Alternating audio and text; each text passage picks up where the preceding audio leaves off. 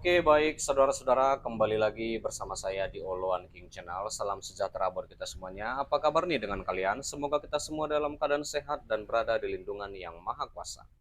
Di video kali ini, saudara-saudara, di sini kita dapat menyaksikan kembali pernyataan dari Bu Widya ya. Seperti biasa, sentilan dan kritikan keras dari Bu Widya. Seperti apa pernyataannya, langsung saja kita saksikan. Kadang-kadang orang terlalu pinter malah nggak jadi apa-apa. Kadang-kadang orang terlalu pinter nggak jadi apa-apa. Contoh, Bapak itu sendiri terlalu pinter menata kata.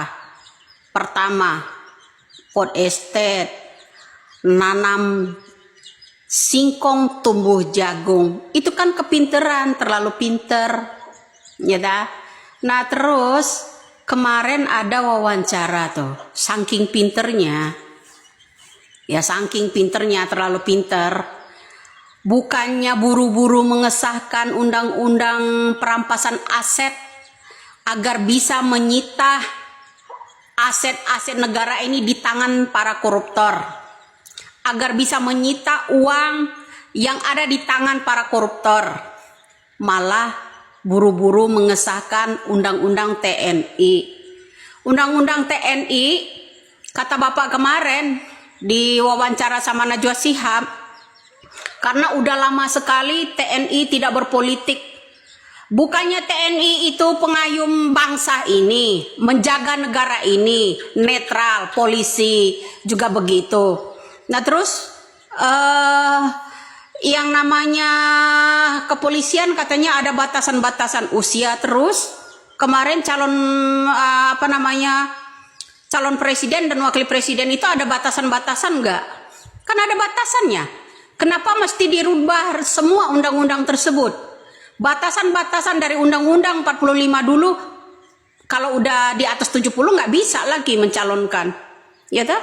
Kemudian di bawah 40 juga nggak bisa mencalonkan wakil ataupun presiden. Itu karena ini ada hal tertentu yang kalian ingin gapai, maka dilanggarlah semua konstitusi tersebut. Ya, melanggar yang namanya konstitusi terutama, ya kan? Makanya pintar. Banyak orang pintar kadang-kadang ngeblunder. Nah, contoh itu, ya. Makanya ada filosofi ya. Filosofinya orang kemarin itu si Mukidi, laman siro banter ya, gue bateri ya. Laman siro sakti ya, gue pateni. Laman siro pinter, gue bohongi. Nah itu bro. Nah itu jadinya seperti itu Pak. Itu salah satu contoh. Ya emang seperti dagelan, kekonyol-konyolan itu. Banyak kali gitu. Ya memang betul kata Bapak itu ya. Yang namanya kadang-kadang orang pinter itu ya ujo minteri tadi. Ya ngeblunder. Contoh tadi tuh pot estate. Pot estate itu kan nanam singkong tumbuhnya jagung. Ya kan begitu Pak. Iya, itulah dia saudara-saudara pernyataan dari Bu Widya. Kita sudah mendengarkannya. Bagaimana nih menurut tanggapan kalian? Silahkan tinggalkan di kolom komentar ya. Sebentar, jangan di skip dulu. Di sini kita kembali membahas tentang di mana Ketua Dewan Pers yang bernama Nini Rahayu menilai wawancara yang dilakukan Presiden Prabowo Subianto bersama 7 jurnalis dari 7 media menyebabkan terbatasnya informasi yang dapat diakses publik. Informasi itu harus diberikan kepada siapapun, tidak boleh ada pembatasan, kata Nini saat berkunjung ke kantor Tempo ya, Palmerah, Jakarta, Kamis 10 April 2025. Nah, lalu saudara-saudara, Nini Rahayu juga mengatakan arus informasi dari para pemangku kepentingan untuk dikonsumsi publik semestinya tidak dibatasi dengan cara hanya mengundang segelintir media. Alasannya, dia menjelaskan informasi yang diperoleh dari para pemangku kepentingan, khususnya kepala negara, harus dapat diakses oleh media secara lebih beragam, tidak terpaku kepada beberapa media saja. Sebab Sebab kata Ninik, kesempatan untuk melakukan pendalaman dan pengembangan dalam wawancara tidak dapat dilegitimasi representasinya hanya dengan mengundang media tertentu. Harus ada mekanismenya yang ditawarkan Presiden kepada media untuk membuka akses seluas-luasnya, termasuk kepada media di daerah. Tegas Ninik. Apalagi, menurut Ninik, masing-masing media memiliki perbedaan dan cara masing-masing dalam melihat konteks hingga mengelola isu yang kemudian dikemas ke dalam bentuk laporan. Dan dia meminta agar Prabowo tak lagi meneruskan pola wawancara seperti ini, sebab berpotensi replikasi oleh media-media, terutama media di daerah.